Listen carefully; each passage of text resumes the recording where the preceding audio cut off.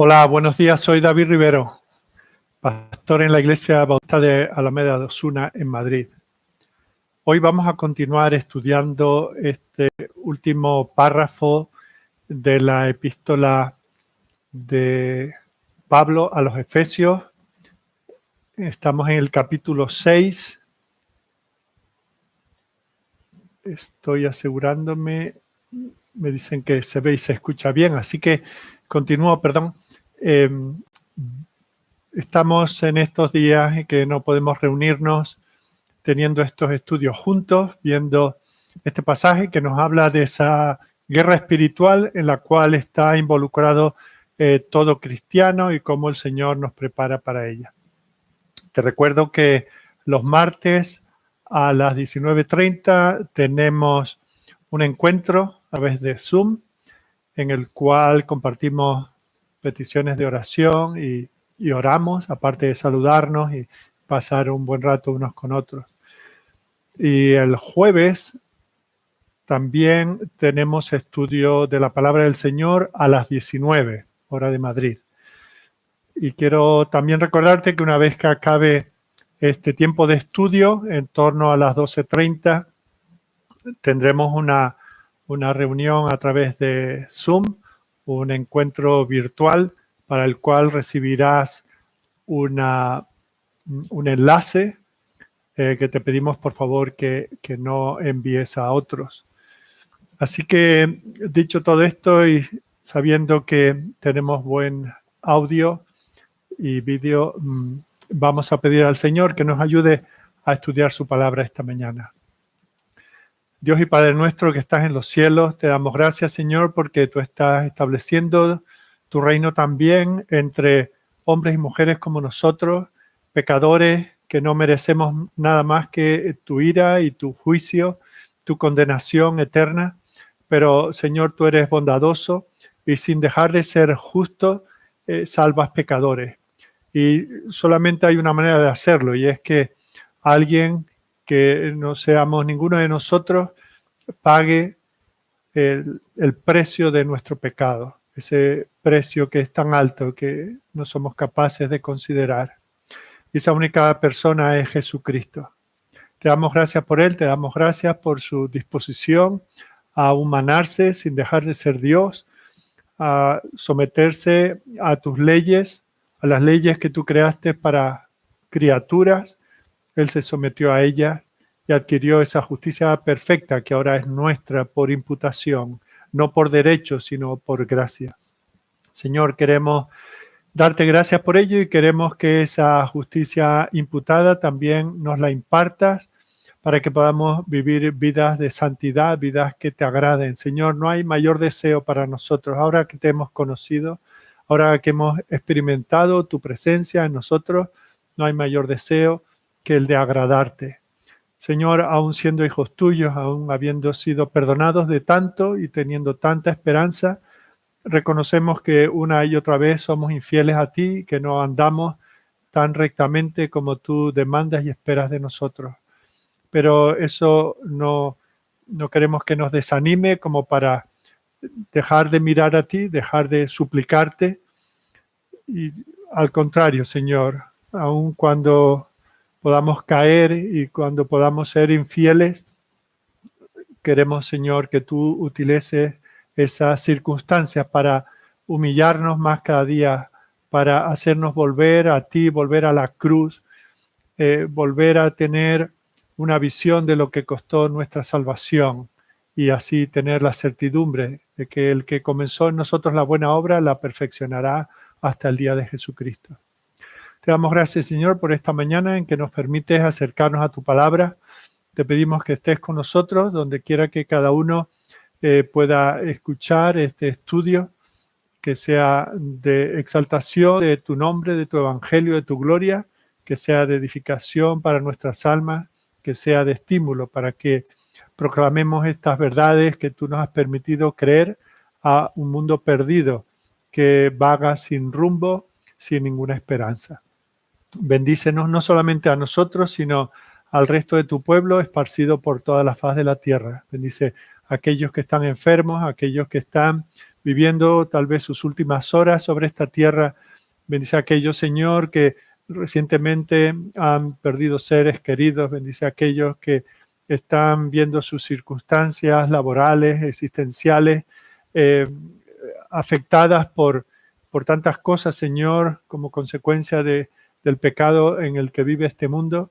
Señor, consuela, fortalece, acerca a ti, y que en el calor de tu palabra, en el consuelo de tu espíritu, podamos seguir adelante. Nos ponemos en tus manos, Señor, y esperamos que nos dirijas, y lo hacemos en el nombre de tu Hijo. Amén.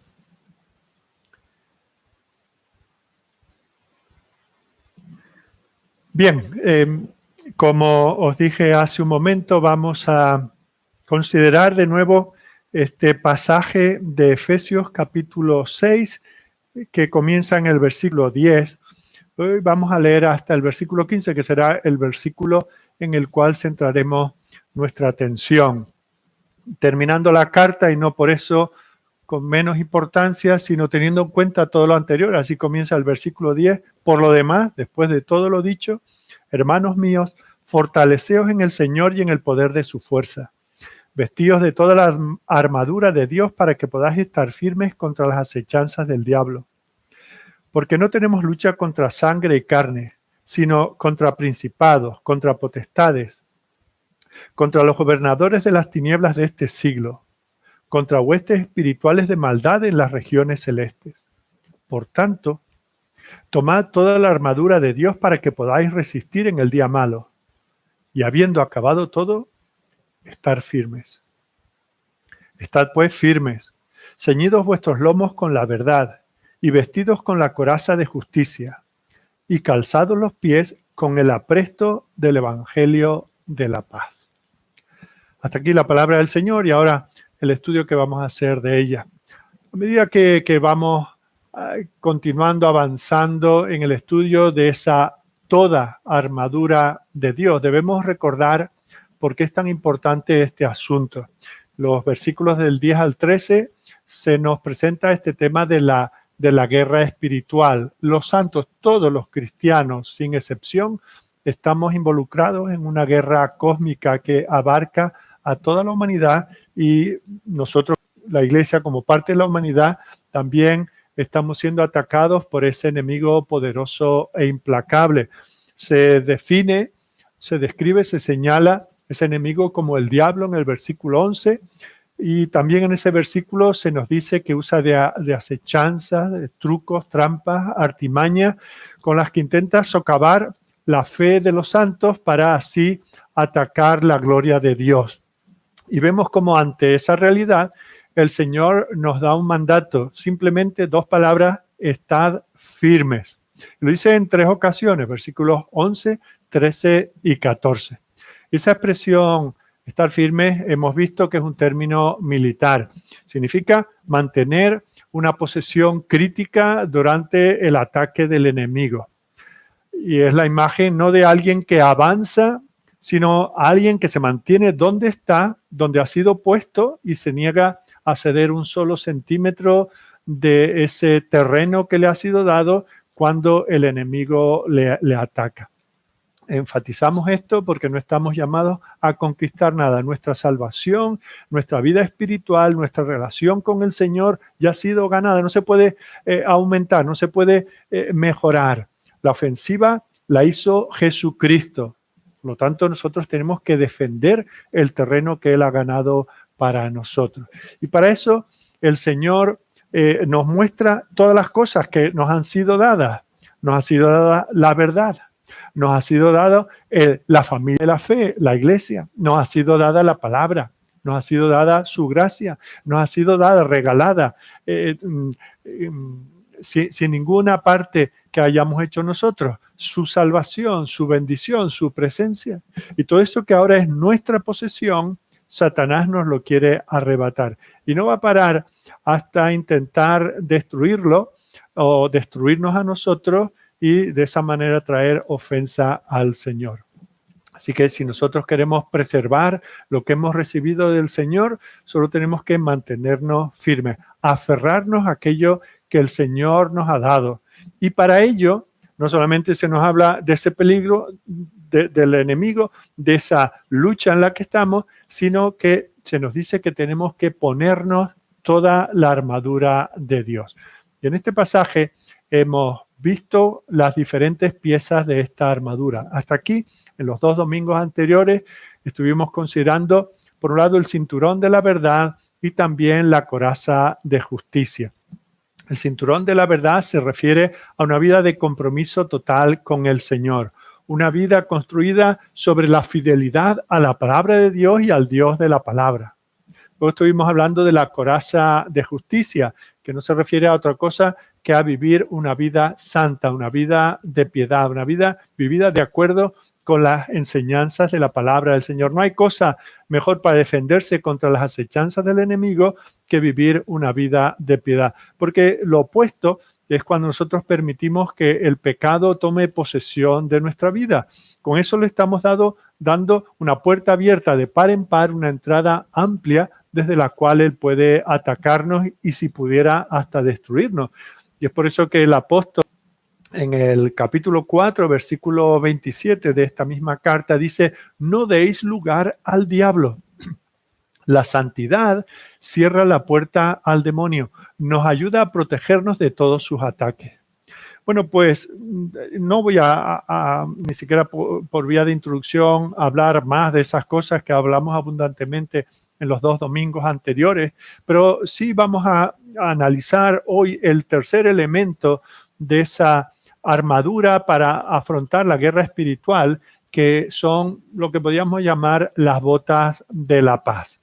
Se nos dice que tenemos que estar firmes con los pies calzados con el apresto del Evangelio de la paz.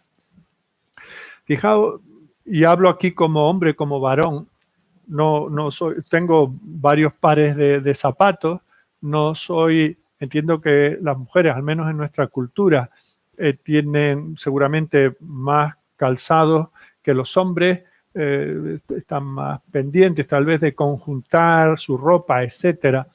Pero bueno, tampoco estoy tan aislado de ese aspecto de la vida como para no saber que hay calzado de vestir, hay zapatos más casuales, hay zapatos para trabajar, hay calzado para estar en casa, para hacer deporte, para distintas actividades. Y precisamente el tipo de actividad en la cual nosotros estamos involucrados nos indica qué tipo de calzado hemos de usar. Es interesante porque con el calzado como que no es algo que nos preocupe mucho. Podemos, ya digo, hablo por mí y pienso que hablo más como un varón. Te pones, te vistes, lo que sea, y vuelves a los zapatos más cercanos que tienes. Solamente cuando hay un cambio claro de actividad o de situación, no vas a una boda con zapatos de playa, tampoco deberías ir a la iglesia de esa manera, ¿verdad? Pero aunque le damos poca importancia, le debemos tanto a nuestro calzado, ¿verdad? ¿Por qué? Porque nos protegen de muchas cosas, mantienen nuestros pies calientes, secos y seguros. Y sobre todo en algunas profesiones determinadas. Por ejemplo, un obrero en una obra en la construcción, sería una locura que no tuviese unas botas con refuerzos, con suelas que impidan que se le atraviese un clavo, con la punta reforzada con acero por si le cae a algún ladrillo o alguna herramienta.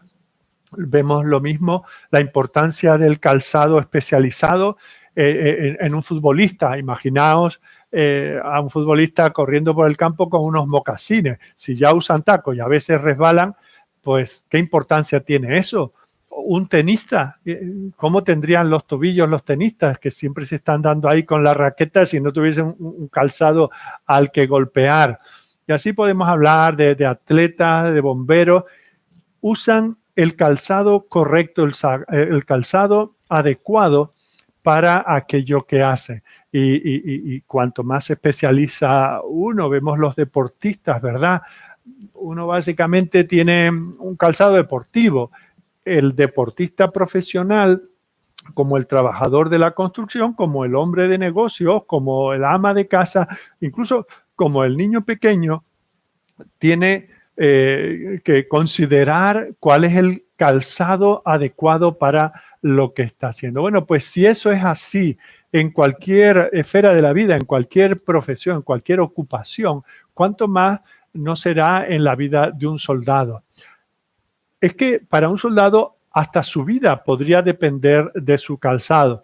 Pensemos que un soldado a veces tiene que marchar largas distancias, tiene que entrar en batallas, en todo tipo de entornos, tiene que atravesar selvas, tiene que pisar rocas, tiene que pasar sobre lechos de ríos con piedras afiladas, tienen a veces que recorrer la nieve helada o atravesar desiertos ardientes. Y si los pies de un soldado se hinchan, se ablandan, se cuartean o se llenan de ampollas, pues eso puede ser vital, puede afectar su vida en el día de la batalla. Por eso es importante que el apóstol que está observando mientras escribe la carta a esos soldados romanos que hacen guardia en la cárcel donde él está recluido, vemos como él considera que igual que el soldado, el cristiano, para poder estar firme, tiene que tener el calzado adecuado, simplemente para mantener el lugar que el Señor le ha dado. De otra manera no podrá mantenerse frente al enemigo. Unos pies doloridos, unos pies hinchados, unos pies llenos de ampollas pueden hacer la diferencia entre ganar o perder una batalla. Y vemos como el soldado romano, cuya imagen está usando el apóstol Pablo, llevaba unos calzados de cuero que, bueno, se conocen como cáligas. Y no suelo ilustrar nada cuando estoy predicando, pero podéis ver aproximadamente cómo eran estas cáligas. Eran un calzado, una especie de botas más o menos altas y según fuese invierno o verano tenían más o menos cuero que las cubriera y permitían al soldado enfrentarse al enemigo sin tener que estar preocupado por dónde tengo que pisar o dónde no. Y esta era una pieza esencial para prepararlo. Básicamente no está llamado el soldado a dar patadas, no es lo esencial dar patadas, pero simplemente para aguantar en la batalla, para estar firme, el calzado era importantísimo. Estas botas, como hemos visto en esta ilustración, tenían suelas de clavo, porque para estar firme, un soldado romano necesitaba una tracción que le ayudase en cualquier tipo de terreno, ya fuera para escalar una colina o para atravesar lechos de ríos. Un buen calzado le daba una gran estabilidad. Ahora, no olvidemos el contexto. Si vamos a enfrentarnos a las artimañas del diablo, tenemos que tener bien calzado esas botas, ese calzado espiritual adecuado. Tenemos que ceñirnos con la verdad, sí. Tenemos que tener la coraza de justicia, sí. Pero si nosotros descuidamos el tener nuestros pies preparados con el evangelio de la paz, lo único que nos espera es tropezar y caer. Y por eso el apóstol nos dice aquí que tenemos que estar calzados con el apresto del evangelio de la paz. Vamos a tratar de ver qué significa esta expresión y qué implicaciones tiene. ¿Qué es el evangelio de la paz y cómo el evangelio de la paz nos protege contra el enemigo?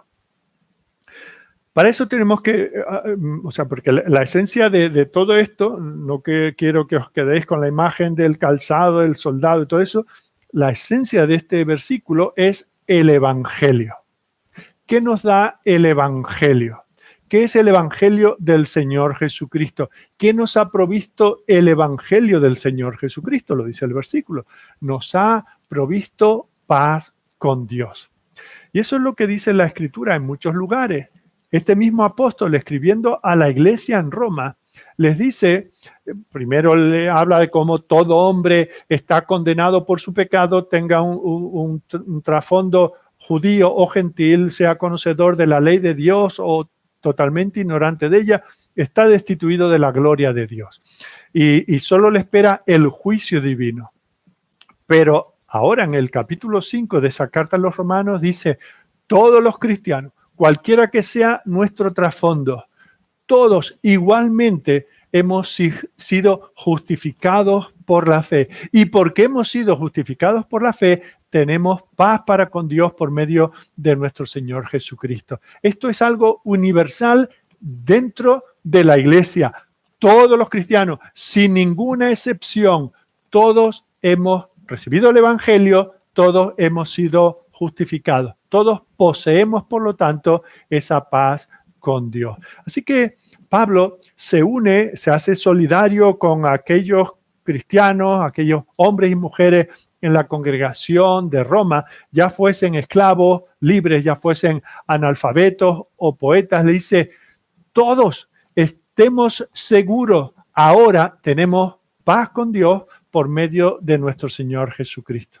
Pablo dice, en mi caso, no es porque yo fui un niño bueno, porque yo viví una vida piadosa antes y después de que Cristo me encontrase en el camino de Damasco. No es porque desde entonces hasta ahora he vivido años de vida abnegada y por eso he obtenido paz con Dios. No, eso lo tengo y vosotros, cristianos en Roma, lo tenéis solo por la vida y la muerte del Señor Jesucristo. El Hijo ha propiciado la ira del Padre.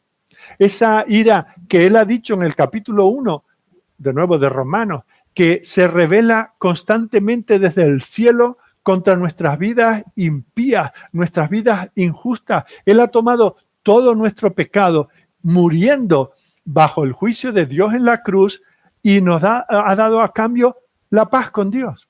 Esa es la esencia del Evangelio. Porque mirad, Dios con el hombre solo trata de esta manera, o como vimos que Jesucristo trataba con aquellas personas con las cuales él no estaba en paz. ¿Cómo estaba él con los fariseos? Los llamó hipócritas. Les dijo, ay de vosotros, religiosos, escribas y fariseos, hipócritas. Con ellos estaba muy airado, no tenía ninguna paz. ¿Por qué? Porque tomaban cargas que ellos mismos no estaban dispuestos a llevar y se las cargaban a otras personas. Les hacían la vida imposible, le amargaban la vida a otras personas. ¿Y Dios no estaba en paz con esos lobos espirituales? Más bien estaban bajo su condenación.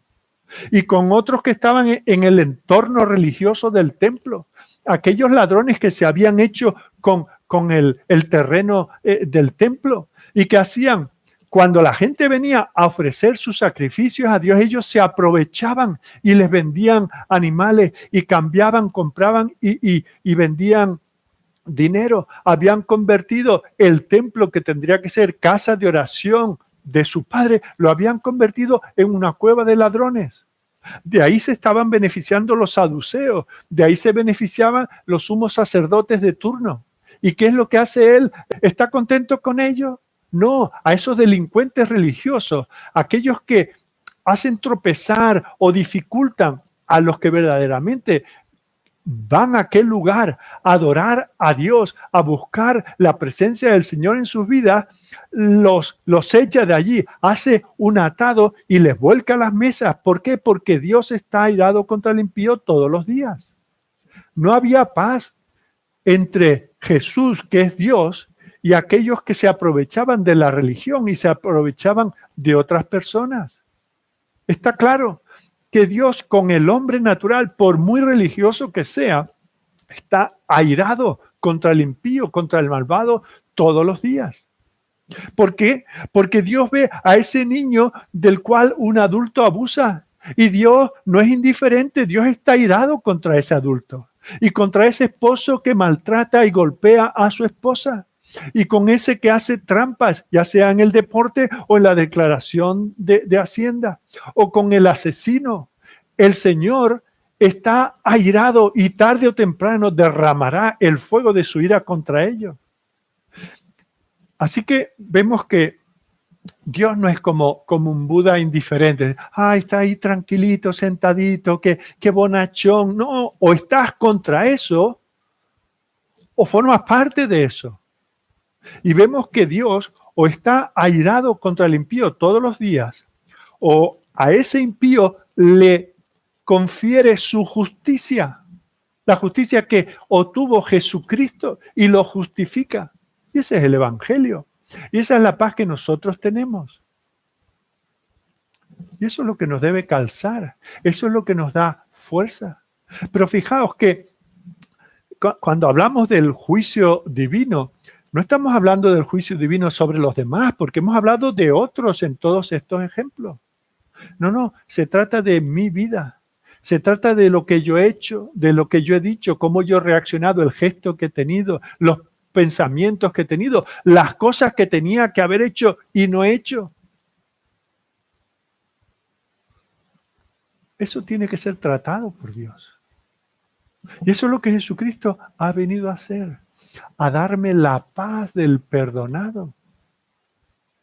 Y eso es lo que el Señor nos ilustra con alguien que también fue al templo.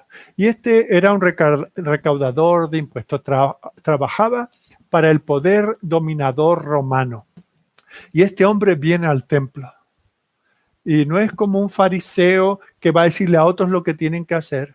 No es como aquellos saduceos y los compinches del sumo sacerdote que permitían todo aquel mercadeo allí. No, este es un hombre que va a adorar a Dios. Pero cuando él se da cuenta de la condición de su corazón, se ve aplastado por el peso de su pecado. Él sabe que no tiene paz con Dios. Y por eso es lo que le dice: Dios, sé propicio a mí, el pecador. Dios, desvía tu ira de sobre mí. Yo la merezco. No me cabe ninguna duda, no me tienes que convencer de pecado. Yo golpeo mi corazón porque soy consciente de mi pecado. No había paz entre aquel hombre y el santo, el Dios 3 veces santo. Pero allí la encontró. Y por eso dice el Señor, volvió a su casa justificado. Se entregó a la misericordia del Señor, confesó su pecado delante del Señor, pidió perdón delante del Señor.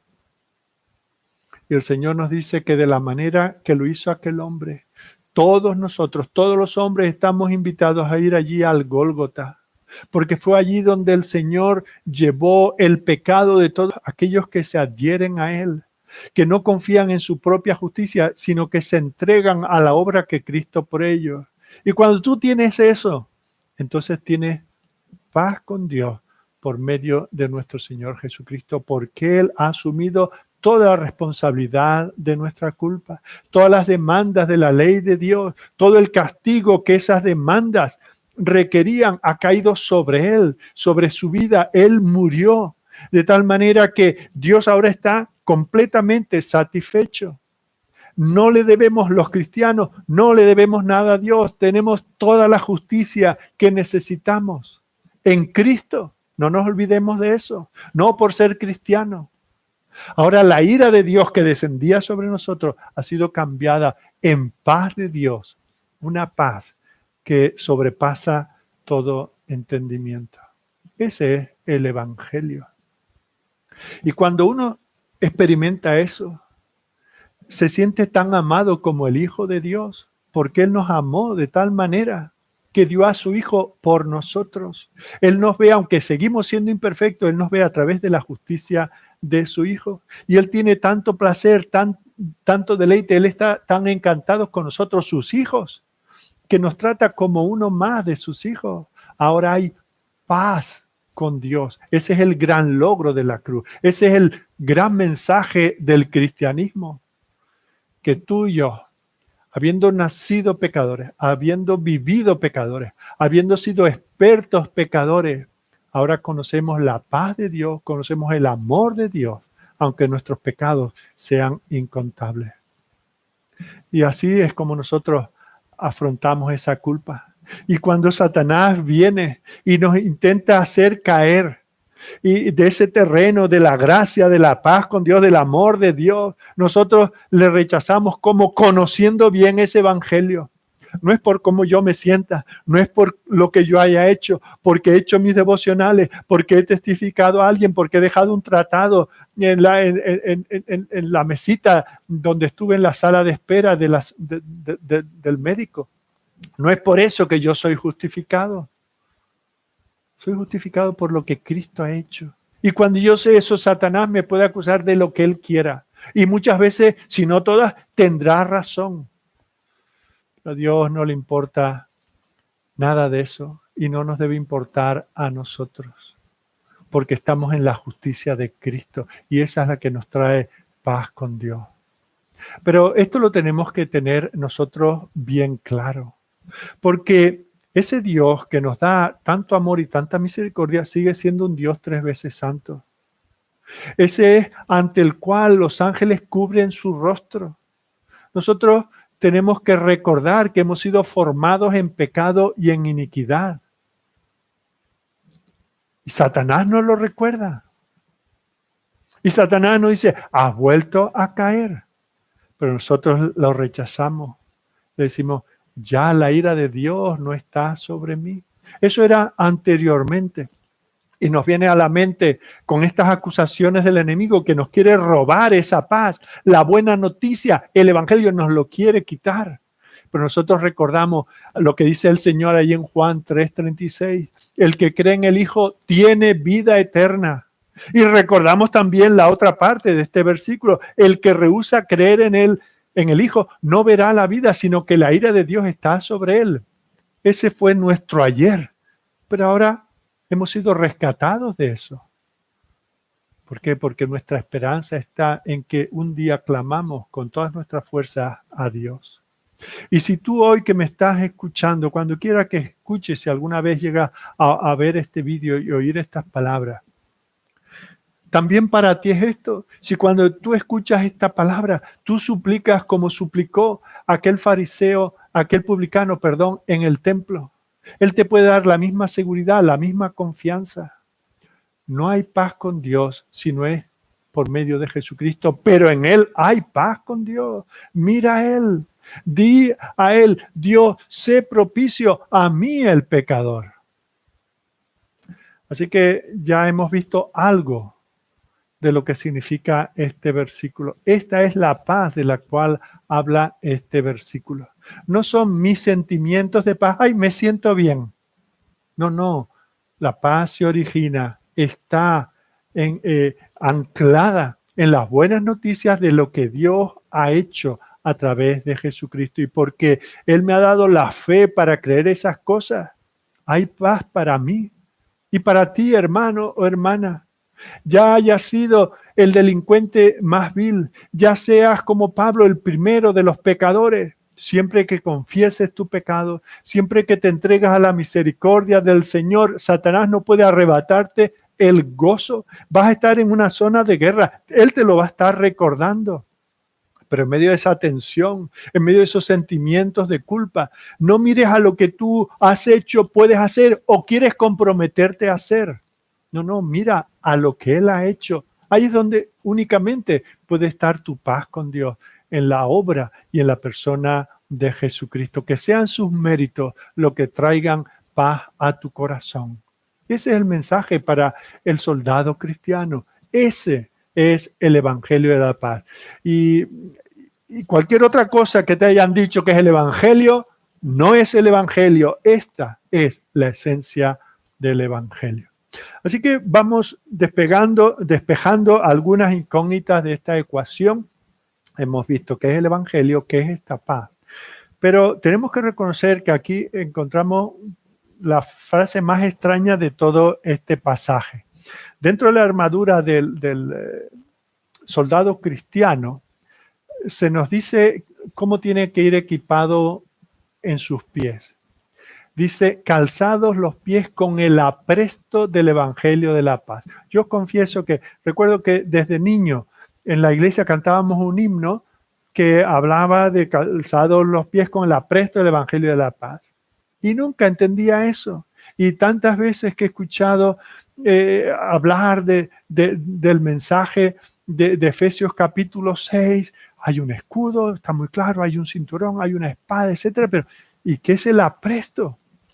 Una frase complicada, ¿verdad? Bueno, lo primero que vemos aquí es que ni siquiera dice cuál es el calzado.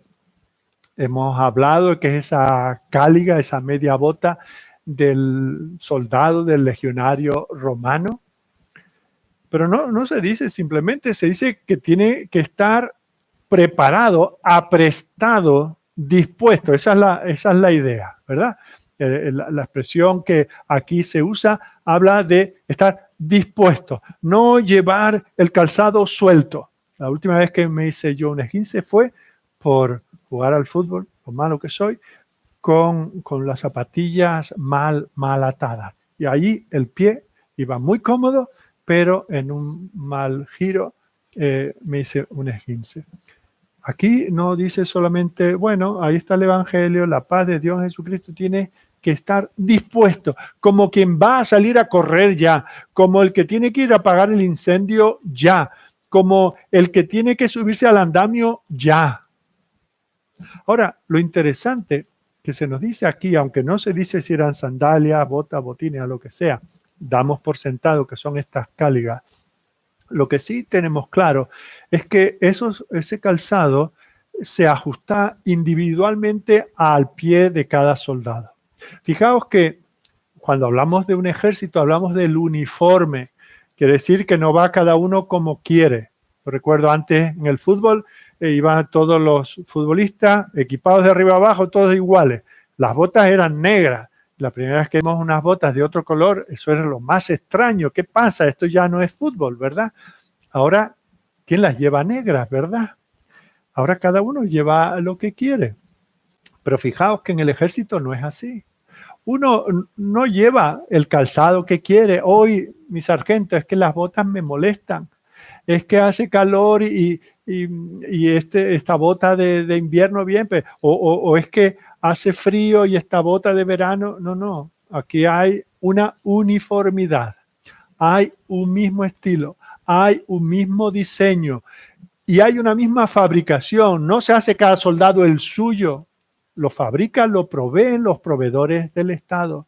Ahí no vale mi mocasín, es que me siento más a gusto. Está absolutamente prohibido. Lo que sí es diferente es la talla, la horma de cada uno. Cada una de esas cáligas o el zapato que fuese, el calzado que fuese, se adaptaba personal, individualmente a cada uno de esos soldados. Y aquí es importante que nosotros consideremos esa analogía, porque hay un solo evangelio de paz con Dios por medio de nuestro Señor Jesucristo. Y eso es parte de, y si Dios quiere el jueves hablaremos un poquito más en detalle de esto. Pablo, al escribir a los Efesios, les habla de la unidad. ¿Unidad en qué? ¿En gustos, en apetitos, en deseos, en intenciones, en proyectos? No. Un Dios, un único Hijo, un solo mediador, un solo nombre bajo el cielo dado a los hombres en quien podamos ser salvos. Un solo camino, una sola verdad, una sola vida. Nadie viene al Padre sino por Él. No hay sino un tipo de bota del Evangelio para todo cristiano. Eso sí, cada uno tiene su talla, cada uno tiene su personalidad, y uno tiene un juanete, y el otro tiene el pie plano, y el otro tiene los pies más abiertos y otros menos. Todos venimos de diferentes orígenes. Hemos sido tocados por la gracia divina en distintos momentos de nuestras vidas. Yo cuando tengo el privilegio de estar en nuestro local de culto y miro la congregación, no veo una colección de cromos todos repetidos, todos iguales. No. Vienen de distintos lugares de la tierra y vienen de distintas edades y de distintos niveles culturales y sociales y económicos. Y cada uno es diferente. Ellos son diferentes, yo soy diferente en muchos sentidos a todos los demás, pero el Evangelio es uno. No nos sentamos en el culto ni en el estudio a decir, bueno, ¿qué os parece si describimos el Evangelio de esta manera? ¿Qué os parece si consensuamos que el Evangelio es así o asá?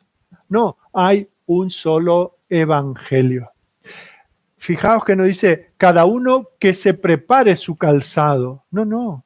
El calzado, que es el Evangelio de la paz, que ya hemos visto, es el mismo, ya ha sido definido para nosotros, ya ha sido dado una sola vez y para siempre, ya está no solo descrito, sino escrito, grabado en las Escrituras. Ahora, nosotros somos los que tenemos que adaptarnos, nosotros no le damos forma, nosotros lo recibimos y lo servimos. Y nuestros pies están equipados, están aprestados con ese estilo de botas que es el Evangelio, el único Evangelio. No es diferente para mí que para ti. Sí, tú tienes dones diferentes a los que yo tengo. Tú tienes habilidades distintas a las mías. Gloria a Dios, porque eso es lo que enriquece la iglesia. También de eso habla el apóstol en el capítulo 4. Pero el Evangelio es el mismo. Así que lo que yo tengo que pensar es como ese Evangelio único. A mi pie, que tengo un número 44 de talla, tú tienes un 36. Yo soy un hombre de la edad que tengo, tú eres una jovencita. ¿Cómo yo me preparo? ¿Cómo yo me apresto? De eso es de lo que trata el pasaje. El apóstol no dice que nos pongamos los zapatos de la paz. No. Nos dice que nos preparemos con esa preparación que proviene del Evangelio de la paz. Mira, cuando nosotros vemos publicidad en cualquier medio, pensemos en un perfume o en una ropa o un calzado. ¿Qué imagen se nos proyecta? Compra este producto, usa este producto y tendrás una prenda preciosa que te dará estilo, te dará confianza. Llegarás a un sitio y todo el mundo se va a girar para verte. Ese es el truco del anunciante que te dice: vive esto, este coche, esta bebida, estas vacaciones. Si tú compras lo que yo te vendo, entonces tendrás una vida de plenitud. Entonces tendrás una vida que valga la pena. ¿Os dais cuenta que Pablo no trata de vendernos nada? Absolutamente nada. No dice: mira, estas botas, estas Adidas son las que este año, porque el año que viene van a ser otras, pero este año son las que va a hacer que todo el mundo te pregunte: ay, ¿tienes las Adidas X? No. Se nos dice: ya está establecido el modelo. Es intocable, es inmutable, no se puede cambiar. Ahora tú tienes que abrocharte, usar, cubrirte, protegerte, mantener el terreno con ese evangelio de la paz. Ese debe ser tu evangelio. No hay varios evangelios, solo hay un evangelio. Esa es la base sobre la cual tu vida va a tener éxito como cristiano. Todos tus desafíos, todas tus oportunidades, las vas a vivir sobre ese evangelio. Vas a estar preparado con el evangelio de la paz. Ahora, vamos a tratar de ver en 3 puntos, vamos a tratar de ver qué beneficios, qué ventaja nos da el ir vestidos, el ir cubiertos, el ir pisando con este evangelio de la paz. 3 cosas nos da. En primer lugar, nos va a hacer constantes. En segundo lugar, nos va a hacer que abundemos en la obra del Señor.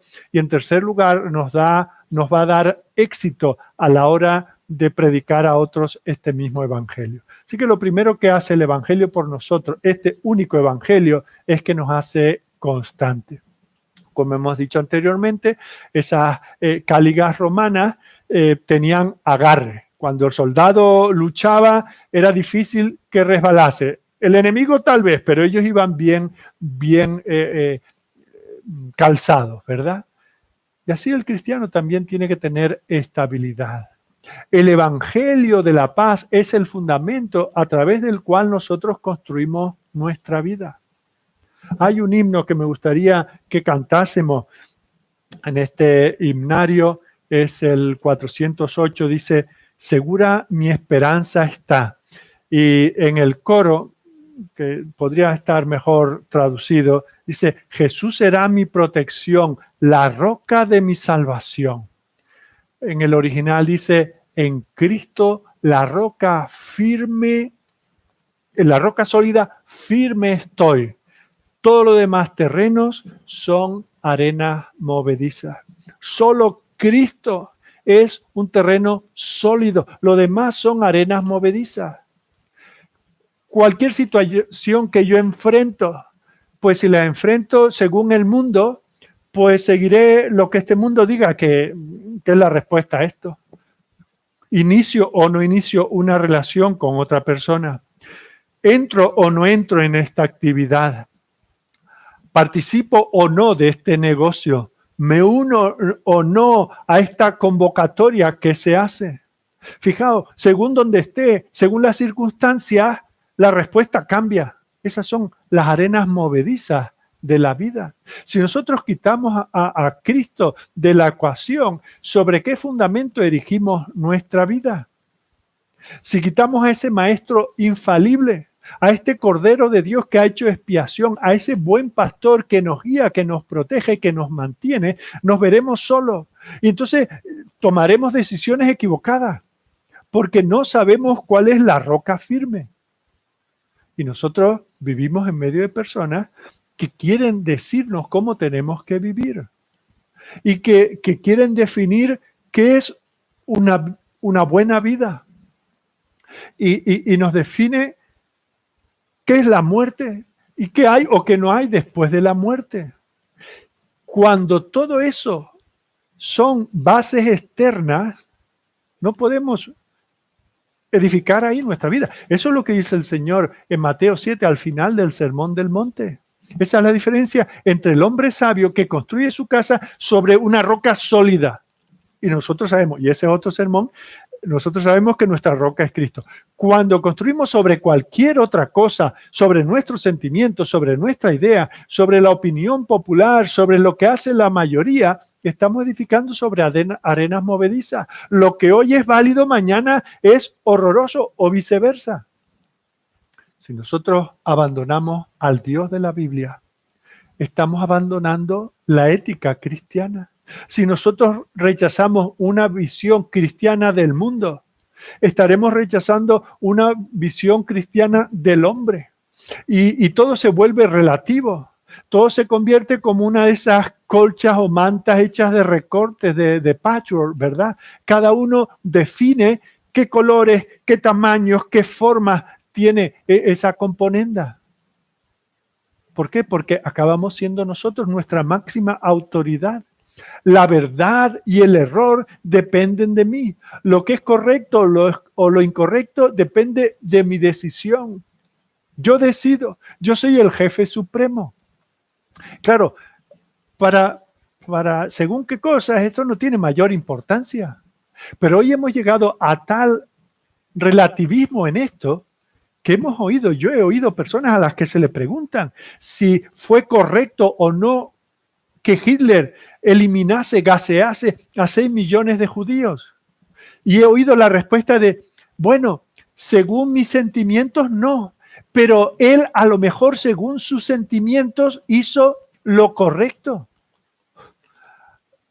A eso hemos llegado. Si no hay una base sólida de lo que agrada a Dios y de lo que Dios aborrece, ¿quién dice que Hitler no estaba siguiendo sus sueños, siguiendo sus sentimientos?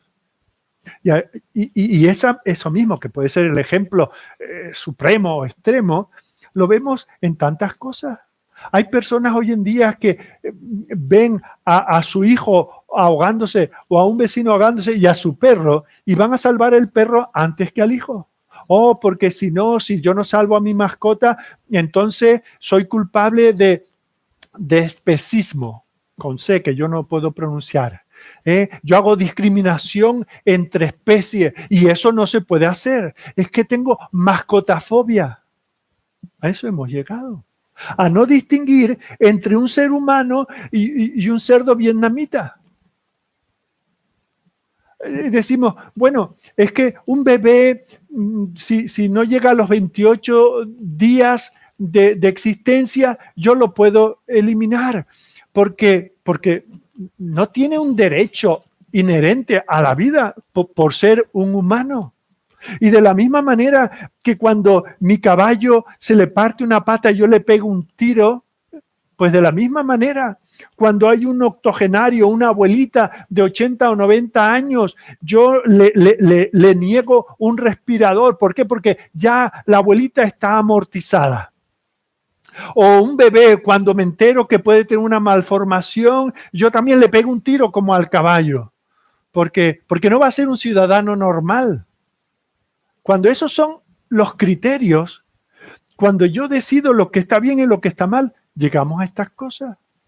Cuando no tenemos roca firme sobre los que establecer nuestros criterios, entonces estamos pisando arenas movedizas. Pero hay una roca firme. Y esa roca es que Dios es. Y que Dios es amor. Y que Dios es justicia. Y que este mundo es suyo. Y que nuestras vidas tienen un propósito porque están en este mundo. Y también una roca firme es que Dios ha hablado por sus profetas y apóstoles. Que Dios ha revelado lo que Él piensa. Dios ha dicho lo que está bien y lo que está mal. Eso lo ha revelado a sus criaturas. No tenemos que estar haciendo encuestas para ver qué es lo que está bien y lo que está mal. Dios ha puesto 10 rocas sólidas, esos 10 mandamientos que nos dicen cuál es la naturaleza ética y moral de Dios, la que debe ser la nuestra.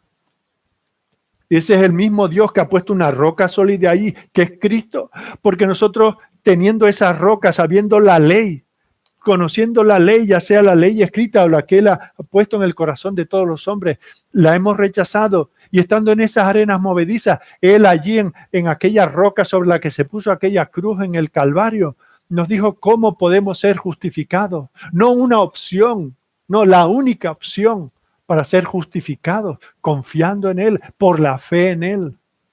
De tal manera que la humanidad va hundiéndose en esas arenas, pero hay una alternativa. No tenemos por qué hundirnos con esas arenas, porque Dios ha puesto, ese mismo Dios ha puesto otra roca, que es el Espíritu Santo, el Espíritu de verdad que viene a nosotros y nos muestra lo sabia y lo santa que es su ley, y nos cambia la conciencia y la ilumina con la palabra del Señor.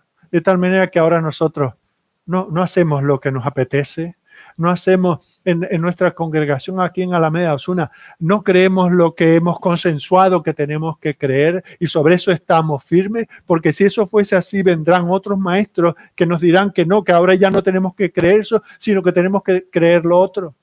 Iríamos detrás de ellos. No, nuestra roca es la palabra del Señor.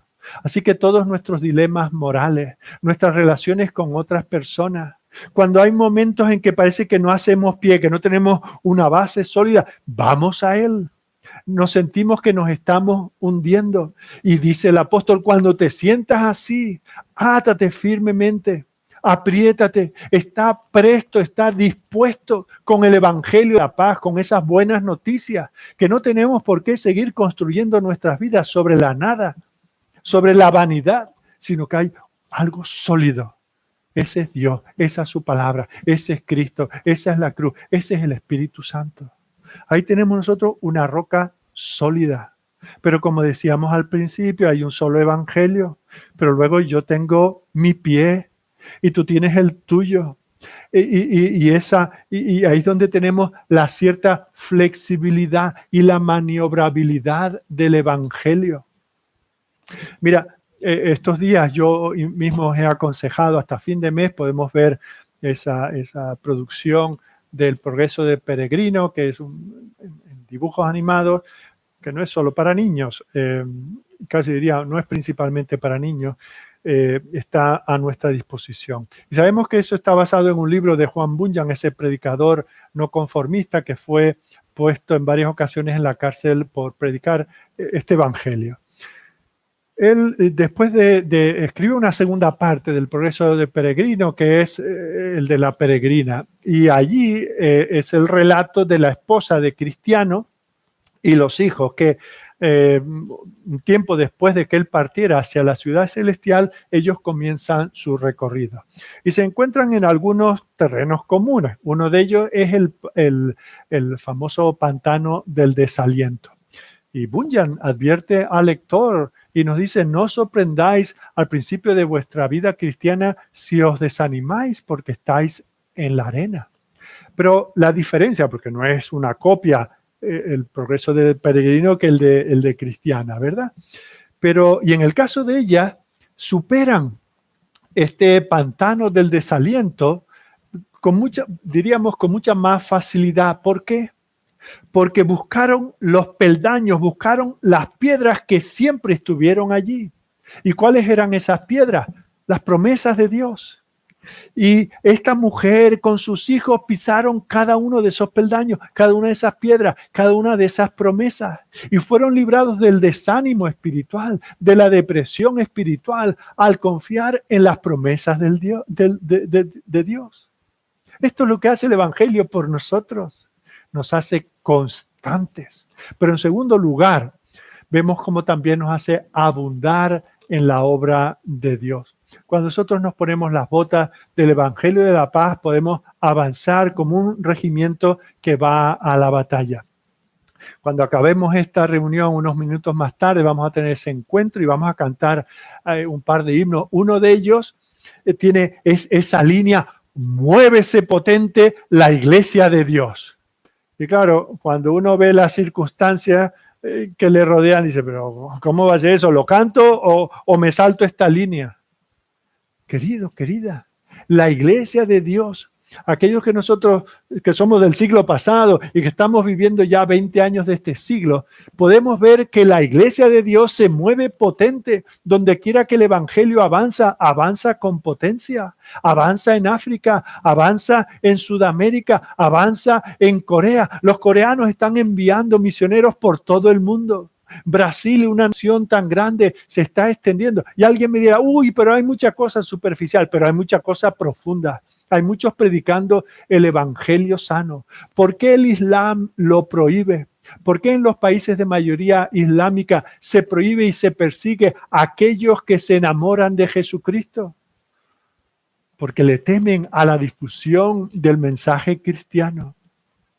El evangelio avanza. Muchas personas son movilizadas y abunda la palabra del Señor. Y lo podemos ver en España en nuestros días, en los últimos años. Vemos púlpitos cubiertos por hombres de Dios que han conocido la sana doctrina y la están predicando con dependencia en el Espíritu Santo y con poder. Y vemos cómo se levantan editoriales y publicaciones, y hay campamentos, y hay conferencias, y hay librerías cristianas, y hay misioneros que van de un lugar a otro del mundo. La iglesia está viva, es dinámica. Ahora, si nosotros descuidamos el evangelio de la paz, entonces, cuando no tenemos buenas noticias que predicar, la iglesia se queda estancada. Y se llega a un llano y de ahí se pasa a un declive y de ahí se pasa a la muerte. Y eso es lo que nos dejó la herencia de finales del siglo XIX y mediados del siglo XX, que ha continuado en paralelo con este avance de la iglesia, ha avanzado el modernismo y el liberalismo. ¿Y qué es lo que ha producido? Pues que la gente diga, no hay que llevar el evangelio a otros. Dios es bueno con todo y la obligación de Dios es salvar. Y la iglesia ha perdido visión. Dice, no, el calvinismo es el que quita el celo del evangelio. Al contrario, los que creemos en el evangelio de la gracia somos los más interesados porque sabemos que solo este evangelio tiene poder y que los hombres están muriendo en sus pecados. Eso nos anima a ir y predicar el evangelio porque Dios tiene un pueblo que será salvo solo cuando llevemos este evangelio. Pero son los liberales los que han acabado cerrando uno a uno las iglesias y los colegios teológicos. Se han quitado el evangelio de la paz y por lo tanto no van a ninguna parte. Tienen un lenguaje religioso, pero una filosofía humanista. Sí, mucha actividad social, mucha actividad religiosa, pero con un evangelio falso y eso no sirve para nada. Ahora nosotros somos testigos en nuestra propia congregación. Tenemos gente de todas las edades, pues, de todas las décadas, ¿verdad? Tenemos desde bebés hasta personas de 90 años y todo en el medio. Y nos gozamos en ver que la iglesia se llena de parejas jóvenes que están sirviendo al Señor y deseando servirle en distintas maneras. Y vemos que hay entusiasmo por el Evangelio. Y vemos que ese entusiasmo está apoyado por vidas vividas en santidad, vidas de participación, de apoyo a la iglesia. Vemos a las familias con niños pequeños que están deseosas de llevar a sus hijos en los caminos del Señor. La iglesia se mueve potente cuando está fundada en este evangelio de la paz. Eso es esencial. Eso solo lo produce el verdadero evangelio. No estamos aquí estáticos o tal vez organizando cosas para entretener a los hombres. ¿Hay lugar para eso? Seguro que sí. Para reunirse y formar un coro, pues seguro que sí. Y para un comedor social, pues seguro que sí. Y para intervención en la política, pues seguro que sí. Y para hacer olimpiadas cristianas, pues seguro que sí. Pero hay una cosa que es esencial de la iglesia. Y gracias a Dios, hay iglesias sanas donde esto abunda. Creemos el evangelio y el evangelio nos empuja. Y fijaos que cuando el apóstol aquí habla de y calzados con el apresto, con la disposición, fijaos, esa palabra tan rara, el apresto, que esa disposición, ¿qué quiere decir? Que hay una preparación, hay una agilidad, hay una rapidez, hay una vigilancia, hay una movilidad. Esa es la imagen inherente a este versículo 15. A eso es lo que se está refiriendo el apóstol. No está hablando tanto de estrategia. La estrategia la ha puesto el Señor, ir y predicar el evangelio. La táctica, que es la aplicación de esa estrategia a mi contexto, debe ser la disposición, estar siempre dispuesto, siempre movilizado. Lo cual quiere decir que lo contrario está eliminado. No podemos ser cristianos lentos, cristianos pesados que se mueven arrastrando los pies. No podemos ser así, eso es contrario al evangelio. No hay nada que haga más daño al progreso del evangelio. No hay nada más letal para la iglesia que un cristianismo lento y sin vida. Tú preguntas a cualquier persona, a lo mejor no tienes ni que salir de casa porque convives con un cristiano, al cual has invitado muchas veces a acompañarte a la iglesia y le preguntas, ¿por qué no te interesan estas cosas? Y te lo dice clarito, porque es un rollo, es algo aburrido, porque la iglesia está muerta. El evangelio no tiene nada. Y nos dice, mira tu propia iglesia. Y ahí es donde se nos cae la cara de vergüenza, ¿verdad? Porque solo tenemos que contrastar y comparar al hombre de la calle típico, medio, a la persona mundana, compararla con el cristiano típico. Mira, por ejemplo, el dinamismo, la vitalidad con que las personas del mundo se preparan el sábado para ir al fútbol o para ir a una de tantas manifestaciones a las cuales somos convocados. Y hay un prepararse, hay el bocadillo y la ropa y la bufanda y la trompeta. Y hay un quedar con los amigos. Oye, vamos una hora antes que quiero ver pasar el autobús del equipo y cantar los gritos. Y me voy a internet para conocerme la letra de los cánticos. O cuando hay que escuchar en YouTube el vídeo con el nuevo himno que vamos a cantar dentro de un rato. Compara el entusiasmo de una cosa con la otra. Solo hay que ver eso. Con razón la gente no quiere ir a la iglesia. Con razón la gente no quiere ir a hablar del evangelio. Si es una cosa plomiza. Si es una cosa que aquellos que dicen que para ellos es lo más importante, la tratan de esa manera. Al que le encanta el deporte, va entusiasmado, lo disfruta, se deja allí la garganta. Y cuando se acaba se queda triste porque se ha acabado. Y ahora que llevamos 2 meses sin todas esas cosas, la gente está desesperada porque hay algo a puerta cerrada, pero por lo menos que lo pueda ver en la tele. Ahora compara eso con la actitud de muchos cristianos que dicen que Cristo es lo más maravilloso que le ha podido pasar. ¿Cómo vienen un domingo por la mañana? Lo primero es que se levantan sin estar seguros si van a ir o no van a ir. Y luego por un sentido, tal vez por un sentido del deber, deciden que van. ¿Y con qué actitud se preparan? ¿Y con qué prontitud? Pues da la impresión de que no vamos a un lugar de culto. No vamos a un lugar que nos emociona. No estamos vivos, no estamos regocijándonos. ¿Cómo se compara una cosa con la otra? Y aquí el apóstol dice, estad preparados, estad dispuestos, tened apresto, estad con esa prestancia, esa buena disposición. No hay cosa que niegue más el evangelio que un cristianismo parado y sin vida. El evangelio pesado, lento, letárgico. Ese cristianismo que tiene que depender de que el pastor te esté llamando constantemente y que el hermano te llame y te anime. Mira que tenemos una cosa especial hoy. Mira que tenemos tal actividad que hoy creo que van a regalar un libro. Hoy, mira que es el día de no sé qué. Yo conozco iglesias que cada domingo es el día de algo, el día de la Biblia, y el día de los niños, el día de los jóvenes, el día de los mayores, el día de los misioneros. Nunca es el día del Señor, porque si solo es el día del Señor, la gente no va. ¿Vamos nosotros corriendo hacia esas cosas? Porque ese es el verdadero evangelio. Y tenemos que examinarnos cuando el apóstol nos dice eso. Claro, fijaos, todo esto dentro de la batalla espiritual. El propio Satanás es el que se acerca a nuestros oídos y dice, oye, ¿por qué no vas hoy? ¿Por qué no te levantas temprano hoy como te levantaste ayer para ir con tu niño a esa actividad, a ese patinaje o a esa obrita de teatro que había en el colegio?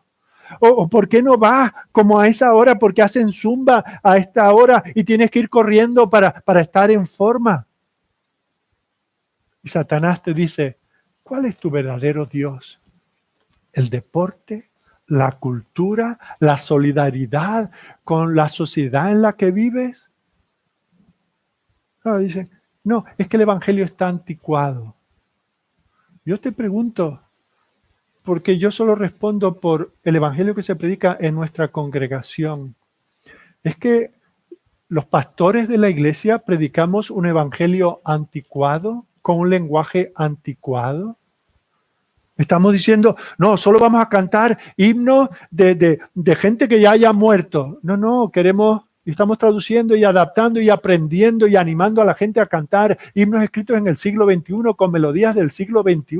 Lo que queremos son buenos himnos y buenos mensajes del evangelio y usar un mensaje actual. Y por eso hablamos en la predicación, podemos hablar del deporte, de la cultura, del arte, de la sociedad que nos rodea. Aplicamos las verdades eternas a una realidad que estamos viviendo ahora. Si alguien dice que nuestra iglesia está anticuada, será porque no le apetece venir, no encuentra otra excusa. Lo que sí rechazamos son las artimañas, los trucos, la mercadotecnia como dispositivos de la carne para atraer a la carne a las personas. A eso renunciamos y eso espero que jamás exista en nuestra congregación. No tenemos modas, ni tendencias, ni trucos. A Dios hay que acercarse con reverencia. Dios es fuego consumidor y tenemos que acercarnos a Él con temor, pero con entusiasmo. De tal manera que cuando estamos ceñidos con el calzado del Evangelio, no solamente somos constantes, sino que abundamos en la obra del Señor. Pero en tercer lugar, os he dicho que estar con el apresto del Evangelio de la paz nos hace exitosos, a la hora de predicar el Evangelio. El apóstol aquí nos habla de una preparación. Tenemos que estar calzados con la preparación del Evangelio de la paz. No hay nada que nos equipe mejor que este evangelio. Cuando nuestro corazón está en paz con Dios, cuando sabemos que estamos a bien con Dios, cuando sabemos que el Rey de Reyes está de nuestra parte, que Él nos ha ofrecido el perdón, entonces es que nosotros, sin ningún temor, predicamos a otros rebeldes, a otros que están muriendo en sus pecados, le predicamos con ese entusiasmo. Cuando tenemos ese fundamento de la paz en nuestra experiencia. Solo entonces la iglesia está lista para llevar la luz a este mundo que está en tinieblas. Quiero darte una imagen de cuál es la situación del mundo en el que nosotros vivimos, el mundo occidental. Y no voy a leer nada de ningún filósofo, ni de ningún profeta en nuestros días, ni de ningún psicólogo. La Biblia describe cuál es la mente del hombre moderno. Y quiero que vengas conmigo a Deuteronomio capítulo 28, versículos 65 al 67. Mira cómo es el hombre, cómo es tu vecino, cómo es tu familiar incrédulo, cómo es tu jefe, cómo es el que te acompaña al deporte. Capítulo 28 de Deuteronomio, versículos 65 al 67. Por causa del pecado, dice Jehová, te dará un corazón temeroso. Así está la gente, que un virus los tiene temerosos. Te dará desfallecimiento de ojos, tristeza de alma. Tendrás tu vida como algo que pende delante de ti. O sea, tu vida estará como pendiendo de un hilo. Estarás temeroso noche y día. No tendrás seguridad en tu vida. Por la mañana estarás viviendo como quien dice, ojalá fuese ya de noche. Y por la noche estás diciendo, ojalá fuese por la mañana. Cuando no tenemos paz con Dios, esa es nuestra condición. Dice, por el miedo de tu corazón estarás amedrentado, por lo que verán tus ojos. O sea que eso es lo que dice, así describe el Señor al hombre natural. Y ahora piensa, siendo ese el contexto, el Señor a nosotros los cristianos, a ti y a mí, nos ha dado las buenas noticias. Eso es el Evangelio, buenas noticias. Para llevar a estas personas que dicen, estoy que me muero, estoy desesperado. Estos hombres y mujeres descritos de esta manera, que están agitados internamente por no estar en sintonía con Dios. Recuerda que el Señor dice que no hay paz para los malos, Isaías 48. Y el Señor nos ha equipado. Cuando nosotros estamos con el Evangelio, podemos ir a las personas. Hay gente que dice, no, primero me tengo que ganar el derecho. Chico, ya lo tienes ganado. Vives en el mundo de tu Dios, de tu Salvador, del que te viste, el que te prepara y el que te encomienda. Ve y predica este Evangelio. Ya tienes ganado el derecho. Estás listo para la acción. Mantente firme sobre estas realidades objetivas. Esta es la condición de tus amigos y de tus vecinos. No tienen paz con Dios. Están muertos en sus delitos y pecados. Están amargados. Y el Señor te da a ti el privilegio de ir. Con esa paz interior, tú vas a predicar la paz que hay en Jesucristo para todo aquel que cree. Incluso para ti, si no has estado andando en los caminos del Señor, si te has desviado, si tienes sentimientos de culpa, este es el lugar a donde tenemos que ir. Si estás lleno de ansiedad, si te desesperas por el futuro, solo en el Señor encontrarás la fuerza, la energía para andar. Ahora, si no estás en paz con Dios, estás pisando un terreno muy peligroso, que muchas veces te puede llevar a situaciones autodestructivas o destructivas para los demás. Cuando tú no estás a bien con Dios, cuando tú no tienes paz, la pagas con otro o la pagas contigo mismo, te haces daño, destrozas tu cuerpo de 1000 maneras o destrozas la vida de otro, eres cruel con otro, sufres innecesariamente o haces sufrir innecesariamente. Pero cuando tú sabes que Cristo ya sufrió por ti, cuando sabes que Él ha pagado el precio de tu pecado, estás en paz con Dios, una paz interna, una paz objetiva respecto de Él, pero sientes una paz que sobrepasa todo entendimiento. Tu culpa ahora se cambia en seguridad. La ira ahora se ha cambiado en compasión. El miedo se ha cambiado por coraje. La desesperación se ha cambiado en confianza. Dios ha hecho un pacto contigo y te ofrece paz en tu corazón al convertirte en un soldado de Dios.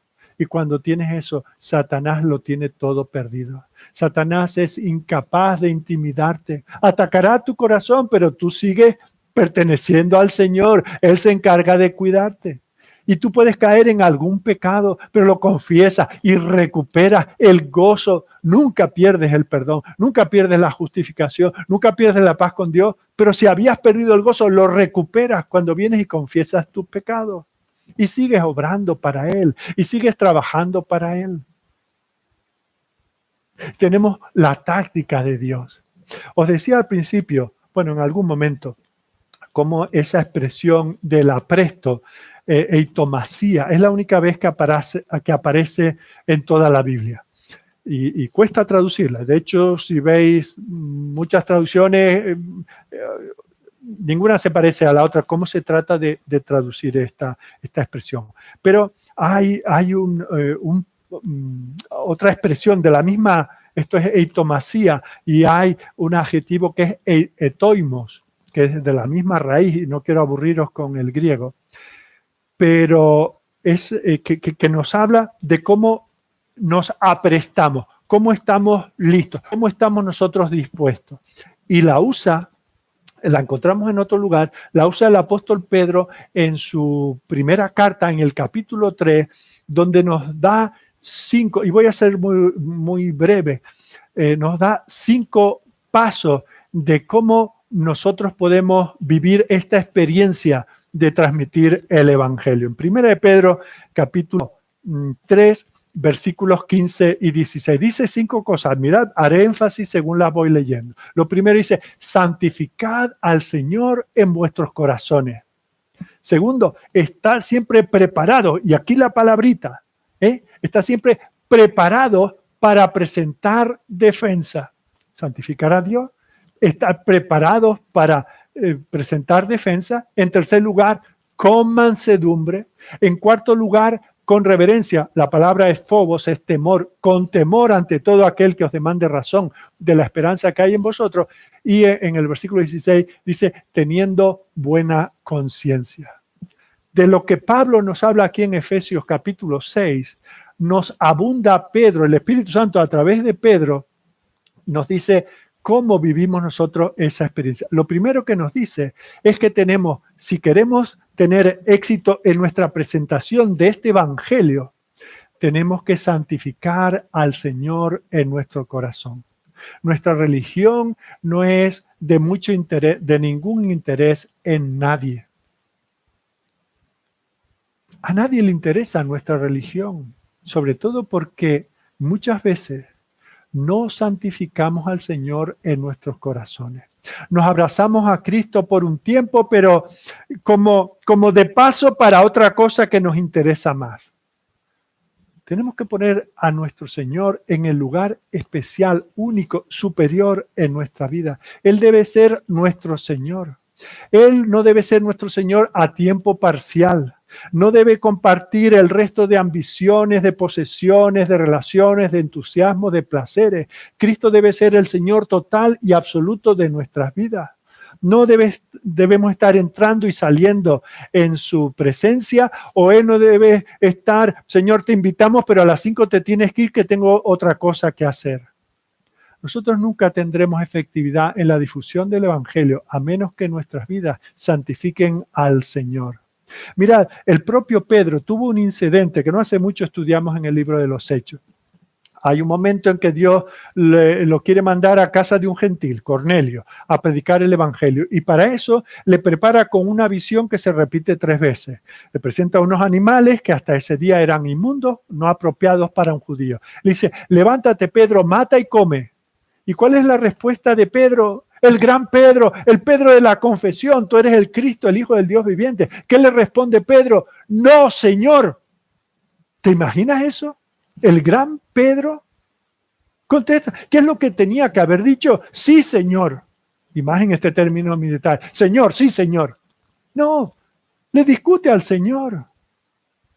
Y comienza desobedeciendo.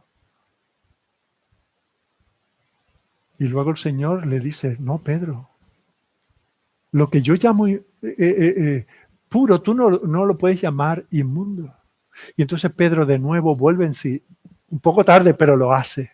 El Espíritu del Señor le convence y entonces él va a la casa de quien no quería ir, a la casa del Cornelio. Y es entonces cuando cuando él pone al Señor el primero en su vida, cuando él santifica al Señor, que puede ir y predicar el Evangelio con el éxito de que no solamente Cornelio, sino los que están en su casa son objeto de la evangelización.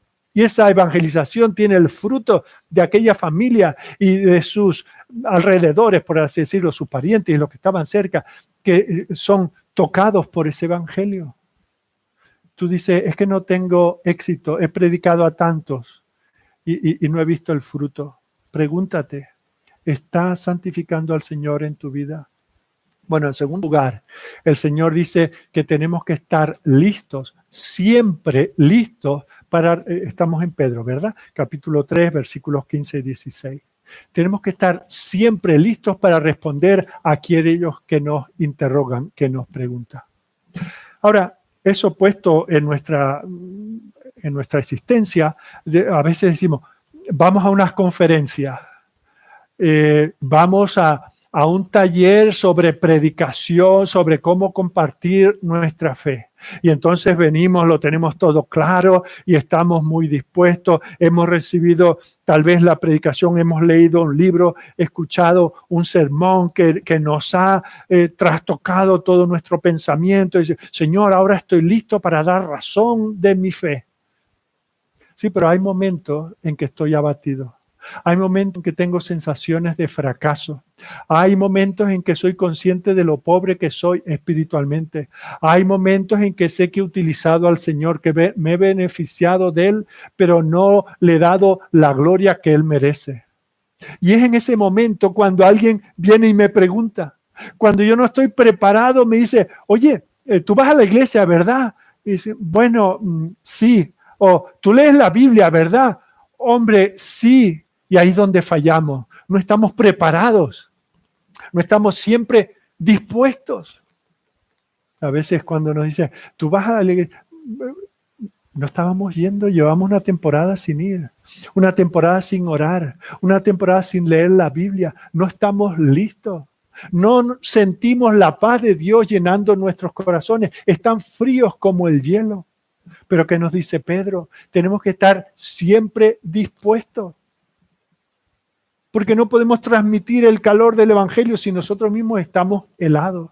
No podemos llevar a nadie a la palabra si hace tiempo que nosotros no conversamos con ella. No podemos elevar a alguien en oración cuando nosotros no oramos. No podemos animar a alguien a la iglesia si hace tiempo que no pisamos el umbral del local de culto. Tenemos el Evangelio de paz que nos provee esa protección, pero estamos viviéndolo. Y de alguna manera Pedro nos dice, mantén la velocidad de crucero.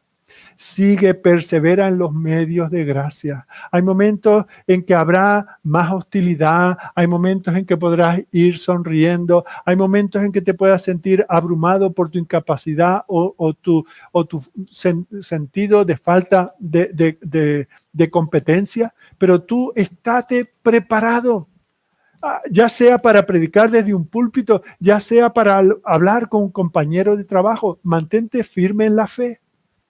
En tercer lugar, dije que iba a ser breve. Dice que eso lo tienes que hacer con gentileza. Bueno, esto es asombroso. ¿De qué estamos hablando? ¿De pelear con una espada? ¿De mantener el terreno con un enemigo tremendo? ¿O de ser suavecitos y amorosos? Pues de ambas cosas. Dice que esta lucha la tenemos que hacer con gentileza. ¿Por qué dice esto Pedro? Porque tenemos que recordar que nuestro enemigo no es ese familiar que dice que es agnóstico, o ese que se burla, que toma una noticia mal recogida por los medios de lo que pasó supuestamente en una iglesia y nos lo tira a nosotros en la cara. Y ahí nos llenamos de fervor por el Señor y ahí perdemos nuestro testimonio, ¿verdad? Nosotros tenemos que tener gentileza porque tenemos que recordar que estamos hablando con un ser humano, creado con el mismo valor y dignidad que nosotros. Sí, que está caído, que está muerto en sus delitos y pecados, Pero aunque no sea cristiano, eso no te da derecho a tratarlo con paternalismo ni con un sentido de superioridad. Puede ser un ser humano en el peor momento, en el más profundo momento de su degradación moral y espiritual. Pero si es así, incluso si es así, recuerda de dónde procedes tú, quién eres, de dónde te trajo el Señor. Recuerda que si no fuese por la gracia, tú estarías, no antes, sino ahora mismo estarías donde está Él. Así que tu actitud hacia los hombres y las mujeres es considerarlos como mejores que a ti mismo. Es importante que ellos vean, que ellos perciban la sinceridad que hay en ti cuando tú muestras aprecio hacia ellos. No solamente tienes que dar la impresión de que los valoras, que te importan, que los respetas, sino que tiene que ser algo real y sincero. No podemos ir presumiendo de que en el mejor de los casos lo que tenemos nos ha sido dado. Y si nos ha sido dado, ¿de qué presumimos? ¿Cómo podemos predicar el evangelio con un sentido de superioridad? ¿Cómo podemos, ahora que hemos entendido las doctrinas de la gracia, estar golpeando a aquellos que todavía no lo han entendido? Dice, predica con gentileza, defiende ante aquellos que te demanden la razón de tus creencias con gentileza, no con un orgullo sectario, no con una arrogancia pseudo intelectual, sino con mansedumbre. Como dice Proverbios en el capítulo 16, mejor es el que tarda en airarse que el fuerte, el que se enseñorea de su espíritu que el que toma una ciudad. Por eso tenemos que predicar el evangelio con pasión, sin duda, con firmeza, sin duda, pero como dice aquí, con gentileza. Bueno, en cuarto lugar, dice que tenemos que hacerlo con reverencia. Bueno, la palabra literalmente dice con phobos, con temor, con asombro. Ahora, no quiere decir aquí el apóstol Pedro que tenemos que testificar con miedo, que tenemos que temer a aquellos a los que les hablamos, que tenemos que tener un sentido de cobardía. No, tanto Pedro como Pablo, ellos predicaban con temor a Dios, pero no con temor al hombre. Pablo, por ejemplo, dice, estuve escribiéndole a los Corintios, estuve entre vosotros con mucha debilidad, con temor y mucho temblor. Él no le tenía miedo a los individuos de Corinto, ni al conjunto de la iglesia en Corinto. Él tenía temor por su gran responsabilidad. Porque cuando predicamos el evangelio tenemos que ser conscientes de lo trascendental de ese momento. Estamos tratando asuntos de vida o muerte. Estamos testificando almas que están muertas. Y quizá el Señor, por medio de nuestro testimonio, de nuestra predicación, quizá el Señor les traiga la vida por medio de nuestro mensaje. Y eso es lo que tenemos que temer. Tenemos que saber que estas personas están camino o al cielo o al infierno. Y esta ocasión puede ser la única o la última en que ellos puedan escuchar el mensaje del evangelio de paz. Y tenemos, por lo tanto, que tener la solemnidad que eso requiere, y el temor, y la reverencia, y el respeto del peso de la gloria de estas verdades, la maravilla de esta salvación. Y eso es lo que nos debe hacer temer y temblar, porque lo que estamos haciendo al predicar el evangelio es algo extraordinario. Así que no se trata de temer a las personas, es temer ante la situación que estamos viviendo cuando abrimos la palabra de Dios y la predicamos. Eso es lo que hace que uno pueda llevar 40 años predicando el evangelio y le sigan temblando las rodillas cuando lo hace. Porque estos son asuntos de vida o muerte. Tú que me estás escuchando, vas hoy, estás camino del cielo o del infierno. Y yo no puedo tratar esto con trivialidad, tumbado aquí en mi sillón tan cómodo. Y si lo quieres creer bien, y si no, ya lo predicaré otro día, de otra manera. No, esto es un asunto para ti, como para mí, de vida o muerte. Pero terminamos en quinto lugar. El apóstol nos dice que tenemos que defender nuestra fe, defender la posición donde el Señor nos ha puesto, defender el evangelio con una conciencia tranquila. ¿Sabes por qué a veces no testificamos? Porque conocemos la hipocresía de nuestro corazón. Conocemos que como la cebolla tenemos capa tras capa de culpa, de fracaso, de sentido de que no estamos honrando al Señor, que no estamos santificándolo, que no estamos aprovechando los medios de gracia, que no tenemos ese temor, que no tenemos ese sentido de la responsabilidad, que nos da igual Dios, que nos da igual el Evangelio, que nos da igual los pecadores, que nos da igual quien se salve y quien se condene. Y cuando por nuestra frialdad espiritual, porque nos importa poco la iglesia, porque nos importa poco el avance del Evangelio, nos sentimos hipócritas cuando alguien nos pregunta por nuestra fe y sabemos lo que hay detrás. Y cuando alguien nos pregunta cómo vive un cristiano esto, lo otro, cuál es la roca sólida sobre cómo educar a un niño de 15 años y cuál es la roca sólida para hablarle a alguien que está viendo su matrimonio a punto de destruirse y cuál es la roca sólida sobre la cual voto este o el otro partido. Cuando nosotros tenemos una mala conciencia, no nos atrevemos a hablar y disimulamos. Bueno, en mi iglesia se cree esto, y cuando decimos esas cosas. Antes lo defendíamos, antes dábamos la cara por ello, ahora eso es lo que cree la iglesia. Y luego el siguiente paso es, bueno, eso es lo que creen algunos. Y acabamos diciendo, yo eso ya ni lo creo. Querido, si esta es tu situación, confiesa ese pecado. Arregla las cosas con Dios. Arregla las cosas con aquellos con los que has sido negligente, con tus propios hijos, con tu esposa. Si has dejado de estar en comunión con el Señor, con los de tu propia familia, apréstate hoy. Átate bien esas botas, ese evangelio, rodéate de él. Si quieres tener éxito en la evangelización de tus propios hijos, de tu cónyuge, no vivas en la decepción, de la hipocresía que estás viviendo hasta aquí. No se trata de 4 leyes espirituales o 3 métodos para ser salvo. No se trata de que lleves a alguien a un fin de semana, a un retiro y le des esta invitación que al final hay una cena, hay una comida y hay una fiesta. No, no. Se trata de vivir a Cristo, de predicar a Cristo, de predicar este evangelio. Y dice el apóstol, no son cosas muy raras. Hacerlo con mansedumbre, hacerlo con temor, con una conciencia limpia, manteniendo al Señor en santidad, viviendo una vida exenta de hipocresía. Y cuando nosotros estamos asidos a ese evangelio, cubiertos, protegidos con ese evangelio de la paz, ya nos da igual por dónde ataque el enemigo. Así es como nosotros haremos avanzar el reino de Dios, así como nos mantendremos firmes. Y esa es mi oración. Al final, a finalizar esta mañana estas palabras.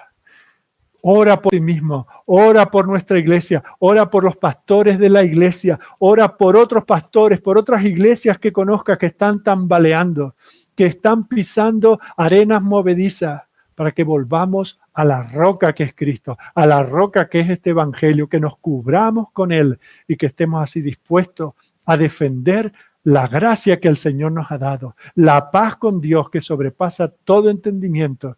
Y así otros verán en nosotros que no solamente tenemos unas palabras que repetimos, unas cantinelas cada vez que se trata de predicar el evangelio, sino que es algo que nos ha transformado, algo por lo que estamos apasionados, algo que estamos deseosos de compartir, buscando solo la gloria de Dios. Señor, nuestro Dios y nuestro Padre, gracias por este evangelio, gracias por el poder de Jesucristo muriendo en la cruz por nuestros pecados, gracias por la paz que logró para nosotros. Te pedimos que estas verdades se arraiguen, que nos cubran por todos lados, dentro y fuera de nosotros. Y que, Señor, asidos a tu verdad, a este evangelio inmutable, este evangelio que no podemos cambiar, que no debemos cambiar en lo más mínimo. Este evangelio que si lo amamos tenemos que mantenerlo puro, predicándolo, Señor, con fidelidad, en el poder del Espíritu Santo. Será gozo para nosotros, gloria para tu nombre y salvación para aquel que nos escucha. Bendícenos en este domingo, Señor. Haznos repasar estas cosas. Danos que confesemos nuestros pecados donde hayamos sido negligentes en alguna de estas cosas, que no dejemos pasar este día sin arreglarnos contigo, Señor. Gracias, gracias, Señor. En el nombre de tu Hijo. Amén. Gracias, buenos días.